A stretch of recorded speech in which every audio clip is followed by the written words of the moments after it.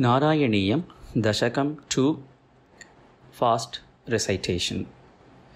सूर्यस्पर्धिकिरीटम् ऊर्ध्वतिलकप्रोद्भासिफालान्तरं कारुण्याकुलनेत्रम् आर्द्रहसितोल्लासं सुनासापुटं गण्डोद्यन्मकराभकुण्डलयुगं कण्ठोज्ज्वलत्कौस्तुभं त्वद्रूपं वनमाल्यहारपटलश्रीवत्सदीप्रं भजे। केयूराङ्गदकङ्कणोत्तममहारत्नाङ्गुलीयाङ्कित श्रीमद्बाहुचतुष्कसङ्गतगदा शङ्खारिपङ्केरुहां काञ्चित् काञ्चन काञ्चिलाञ्छितलसत्पीताम्बरालम्बिनीम् आलम्बे विमलाम्बुजद्युतिपदां मूर्तिं तवार्थिच्छिदम्। यत्त्रैलोक्यमहीयसोऽपि महितं सम्मोहनं मोहनात् कान्तं कान्तिनिधानतोऽपि मधुरं माधुर्यधुर्यादपि सौन्दर्योक्तरतोऽपि सुन्दरतरं त्वद्रूपमाश्चर्यतोऽपि आश्चर्यं भुवनेन कस्य कुतुकं पुष्णाति विष्णो विभो। तक्ताधृङ् मधुरात्मकं तव वपु सम्प्राप्य सम्पन्मयी सा देवी परमोत्सुका चिरतरं नास्ते स्वभक्तेष्वपि तेनास्या बत कष्टमच्युत विभो त्वद्रूपमानोज्ञक प्रेमस्थैर्यमयादचापलबलात् चापल्यवार्तोदभूत्।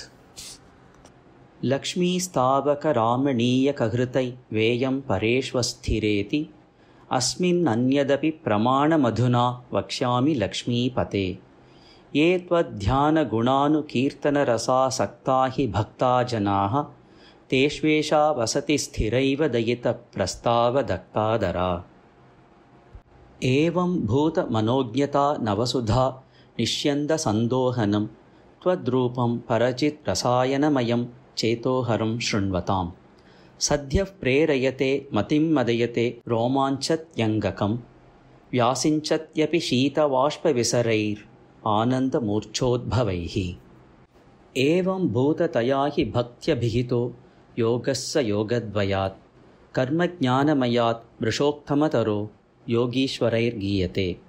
सौन्दर्यैकरसात्मके त्वयि खलु प्रेमप्रकर्षात्मिका भक्तिर्निश्रममेव विश्वपुरुषैर्लभ्या रमावल्लभ।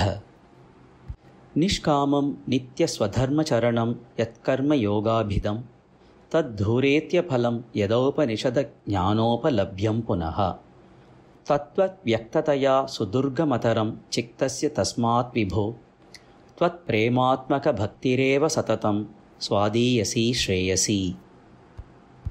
अत्यायासकराणि कर्मपटलान् आचर्यनिर्यन्मला बोधे भक्तिपथे तवाप्युचिततां मायान्ति किं तावता।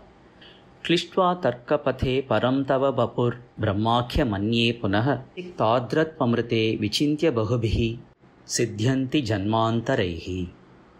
त्वद्भक्तिस्तु कथारसामृतझरी निर्मज्जनेन स्वयं सिद्ध्यन्ति विमलप्रबोधपदवीम् अक्लेशतस्तन्वती।